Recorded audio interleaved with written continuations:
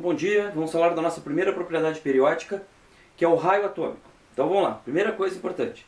Raio atômico não é aquilo que sai de arminha laser de extraterrestre em filme bobo, tá? Raio atômico é aquela noção da matemática, é raio mesmo. Se eu pegar, por exemplo, este objeto aqui, tá certo? O raio é a distância que vai do centro até a periferia do círculo, tá? Não tem nada de errado, nada de fora da matemática. Então vamos lá.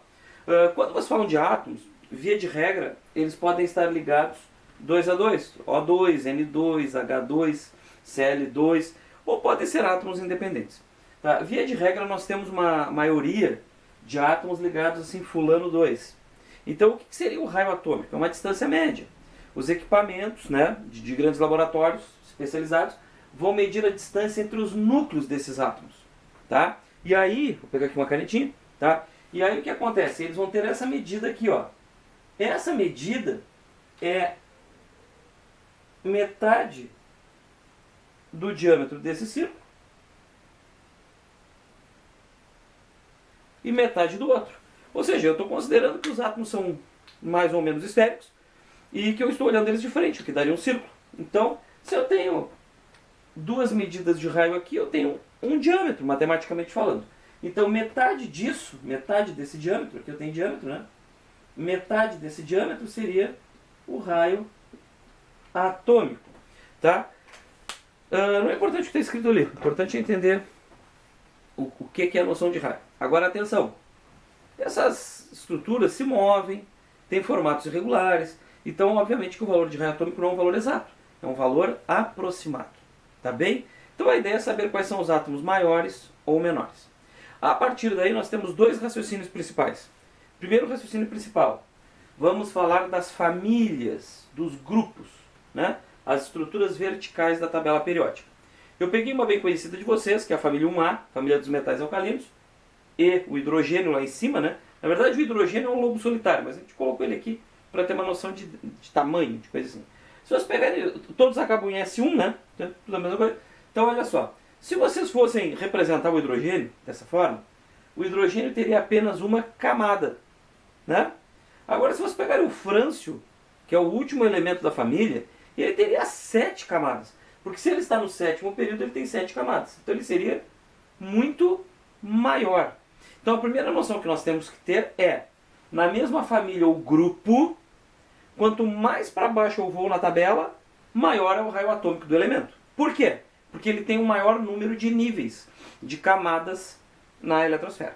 Certo? Então, primeira regra, quanto maior o número de níveis, maior o raio atômico, portanto, indo para baixo na mesma família, se tem um aumento dos raios dos átomos. Tá? Segundo raciocínio, se eu falei em família, o segundo raciocínio só pode ser no período, tá? Naquela linha horizontal. Qual é o problema? Se os elementos estão no mesmo período, eles têm o mesmo número de camadas. Então não dá para diferenciar pelo número de camadas. Então aqui eu peguei o terceiro período, botei aqui família 1A, 2A, botei pontinhos, porque no terceiro período não tem família B. Eu não quis pegar um período com família B, porque eu teria que colocar 10 átomos ali no meio, teria que aumentar o quadro, né? Não é necessário. Então olha só, eu peguei o sódio, ó, tem 3 camadas, porque ele é do terceiro período, e o argônio tem 3 camadas, porque ele também é do terceiro período. Qual é a diferença entre esses elementos do mesmo período? Bom, uma das grandes diferenças é o número de elétrons na camada de valência. Tá? Se vocês olharem, eu fiz uns pontinhos vermelhos, ó, o sódio tem apenas um elétron na camada de valência.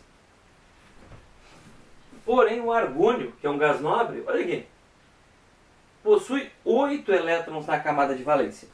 E aí nós temos que ter uma noção chamada carga efetiva nuclear. Tá? Se vocês pensarem na primeira camada e na segunda camada, o sódio e o argônio vão ter o mesmo comportamento. Mesmo número de elétrons em cada camada. Quando chega na terceira camada que tem a diferença, ciência é baseada nisso. Se eu quero comparar duas coisas, eu procuro semelhanças e diferenças. A diferença é a camada de valência, a última camada. Muito bem. O que é que nós vamos notar aqui? Que o sódio tem apenas um elétron na camada de valência. Significa que a camada de valência dele sofre apenas um vetor, apenas uma força de atração para dentro. Tá? Atração do núcleo, óbvio. E o que acontece com o argônio? essa atração, essas forças, essa vetorização para dentro, essa atração, esse arrasto, esse puxão que o núcleo dá, é 8 vezes maior. Porque vocês têm 8 elétrons na camada de valência do argônio sendo atraídos. Isso vai compactar essa última camada, deixar um pouquinho menor. Então significa que os elementos mais à esquerda possuem um raio atômico maior do que aqueles que estão à direita de vocês quando vocês estão olhando para a tabela. Então o sódio vai ter um raio maior, o argônio vai ter um raio menor. Por quê? Porque a camada de valência do argônio é mais atraída para o centro, para o núcleo. Então, se vocês pensarem, em resumo, aqui eu fiz um fantasma da tabela periódica, apenas um perfil. Como é que eu sei para onde o raio atômico aumenta? Bom, nas famílias ele aumenta para baixo. E nos períodos ele aumenta para a esquerda.